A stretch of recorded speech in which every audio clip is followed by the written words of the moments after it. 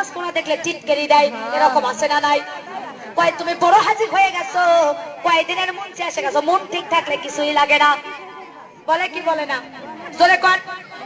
এরা হলো শয়তানের টোকাই, এরা হলো শয়তানদের গ্যাদার, শয়তানের খালাতো বোন। কয় মন ঠিক থাকলে কিছুই লাগে না।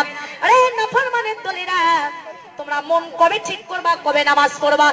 এক ওয়াক্ত নামাজ যারা কাজা দেয়, মান তারাকাতিস সালাতি মুতাআম্মিদান ফাকাদ কাফার, ইচ্ছা করে যদি কেউ এক ওয়াক্ত নামাজ কাজা দেয়, তাহলে সে ব্যক্তি নাফরমান কাফের হয়ে যায়। আর একজন ব্যক্তি যে মুসলমান, আর একজন ব্যক্তি যে কাফের, এর মধ্যে পার্থক্যই হলো বাইনাল আব্দি বাইনাল কুফরি তারকুস সালাত।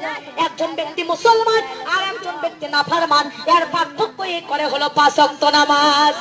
আমার মা বোনেরা, কিন্তু কুরআনুল কারীমে এসেছে ইন্নাস সালাতা তানহা আনিল ফাহশাই ওয়াল মুনকার, নিশ্চয়ই 5 ওয়াক্ত নামাজ সঠিকভাবে তোমরা যদি আদায় করো, তাহলে তোমাদের মন কোন দিকে গেছে, তোমাদের মন কোন দিকে গেছে এটা দেখার বিষয় নাই।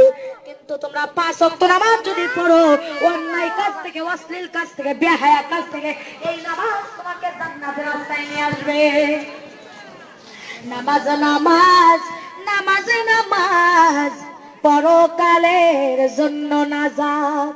আমার মা বোনেরা, এই নামাজ আসসালাতুল মিফতাহুল জান্নাত, নামাজ হবে জান্নাতের চাবি। আসসালাতুল মেহরাজুল মুমিনিন, নামাজ হলো মা বোন আমার মুমিনদের জন্য একটা মিরাজ। এটাই হলো আল্লাহর সাথে দিদার হয়ে যায় নামাজের মধ্যে। জোরে কোন সুবহানাল্লাহ। যারা নামাজ পড়ে তারা মুমিন, নেককার, পরহেজগার। আর যারা পড়ে না তেমন তারা কেমন নিকৃষ্ট।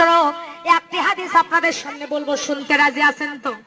আমার মা বোনেরা, হাদিস শরীফের মধ্যে এসেছে এক সাহাবী আল্লাহর নবীর কাছে এসে বলেছে, ইয়া রাসূলুল্লাহ, ইয়া হাবিবাল্লাহ, আমি গরিব মানুষ, পাতিলে ভাত রান্না করে রেখেছি, যায় দেখি পালিত একটা কুকুর পাতিলের মধ্যে মুখ দিয়েছে। ওগো আল্লাহর নবী, বলেন তো এই পাতিলের ভাত কি আমার জন্য খাওয়া জায়েজ আছে? কারণ মুখ কেবলই দিয়েছে, কিন্তু পুরোটা খাই নাই। আল্লাহর নবী বলছে, যাও তুমি যাই ওই পাতিলের ভাত ওই যেখানে কুকুর মুখ দিয়েছে ফেলে দাও, দিয়ে তুমি পাতিলের যেখানে আছে 7টা ধোয়া দিয়ে তুমি খেয়ে নাও।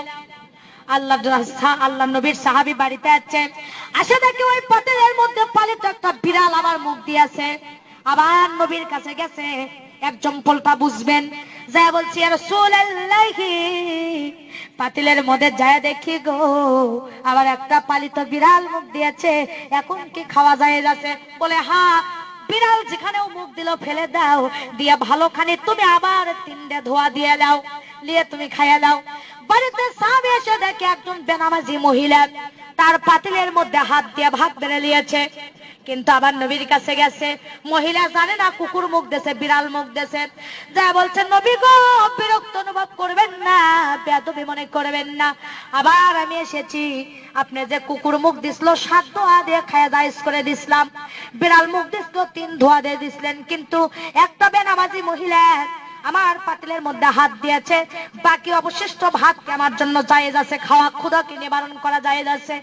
আল্লাহর নবী বলতেছে, না না ও সাহাবী, কুকুর খেয়েছিল 7 ধোয়া দিয়ে জায়েজ করে দিছিলাম, বিড়াল মুখ দিয়েছিল 3